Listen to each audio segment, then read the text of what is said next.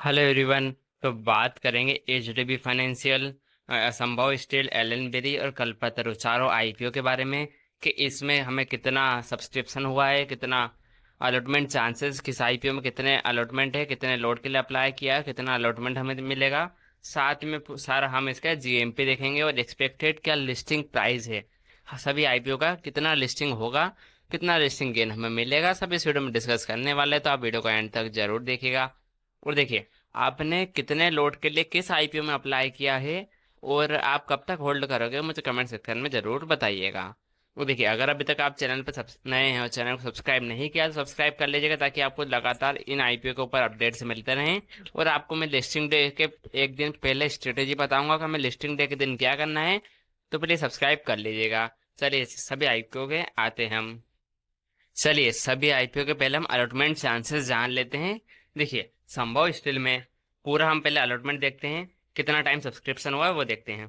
देखिए, टोटल जो हमें संभव स्टील में सब्सक्रिप्शन देखने को मिला है वो 30 टाइम्स। टोटल जो आईपीओ का सब्सक्रिप्शन है 30 टाइम्स, जिसमें क्वालिफाइड इंस्टीट्यूशनल बायर यानी क्यूआईबी ने 66.66 टाइम सब्सक्राइब किया है। अगर आपने स्मॉल एचएनआई कैटेगरी में अप्लाई किया है तो आपको 30, मतलब टोटल 30 लोगों में से एक लोग को आईपीओ मिलेगा। ठीक है, 30 में से एक को आईपीओ मिलने के चांसेस हैं। संभव स्टील में अगर आपने बीएचएनआई यानी बिग एचएनआई में कैटेगरी में अप्लाई किया है तो आपको 35 जनों में से एक जनों को आईपीओ मिलने के लिए अलॉटमेंट के चांसेस है। ठीक है, अगर नेट इंस्टीट्यूशनल इन्वेस्टर, जिसको हम बोलते हैं नेशनल इंस्टीट्यूशनल इन्वेस्टर, उनमें 33 में से एक को आईपीओ मिलेगा। और रिटेल कैटेगरी में आते हैं तो रिटेल कैटेगरी में साढ़े 8 जने, मतलब हम लेके चलते हैं राउंड फिगर 8 जने, कुछ एप्लीकेशन रिजेक्ट भी हुई हैं, तो 8 जनों में से एक को आईपीओ मिलने के चांसेस हैं। तो ये देखिए, आपने किस कैटेगरी में अप्लाई किया, एसएचएनआई, बीएचएनआई या रिटेल में, मुझे कमेंट सेक्शन में जरूर बताइएगा। ये रहा संभव का जीएमपी पर अभी हम बात करेंगे। पहले हम इसके सभी आईपीओ के। अब देखिए, एचडीबी में टोटल सब्सक्रिप्शन हुआ 17.5 टाइम्स, जिसमें क्यूआईबी में 58 टाइम सब्सक्रिप्शन हुआ है। एसएचएनआई में 6.7 टाइम, मतलब 6 जनों में से एक जने को एसएचएनआई में कैटेगरी में मिलेगा अलॉटमेंट। अगर बिग एचएनआई में आपने अप्लाई किया है तो 12.5 जनों में से, मतलब 12 जनों में से एक को मिलेगा।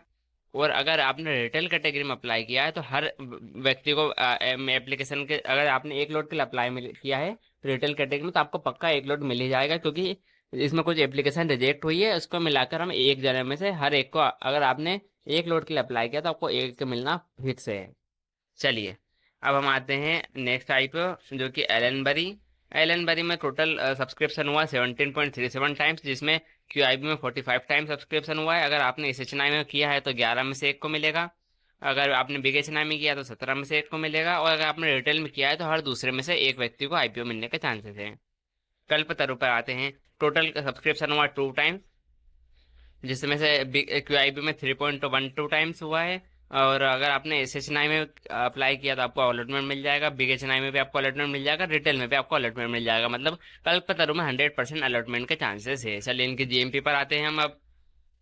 देखिए, संभव स्टील की जो जीएमपी चल रही है अभी 14 रुपये चल रही है, यानी कि अगर हम लिस्टिंग डे पर 17% तक का गेन एक्सपेक्ट कर सकते हैं, जहाँ 82 रुपये का जो आईपीओ प्राइस है वहाँ 96 रुपये पर लिस्टिंग होती हुई देखने को मिल सकती है।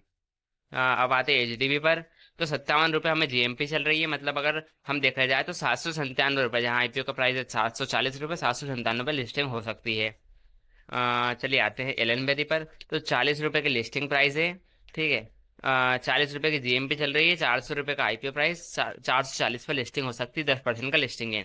और कल्पतरु पर 0% की लिस्टिंग गेन हो सकते हैं, मतलब जिस जिस प्राइस का अलॉटमेंट होगा उस पर ही हमें लिस्टिंग होती हुई देखने को मिल सकती है। हो सकता है थोड़ी नेगेटिव लिस्टिंग भी हो जाए। तो ये रहे हमारे सारे आईपीओ का अलॉटमेंट चांसेस, सब बता दिया मैंने आपको। अब अगर इसके ऊपर कुछ भी अपडेट निकल के आता है तो मैं आपको लगातार अपडेट देता रहूँगा। सब्सक्राइब करना बिल्कुल भी मत भूलिएगा। धन्यवाद।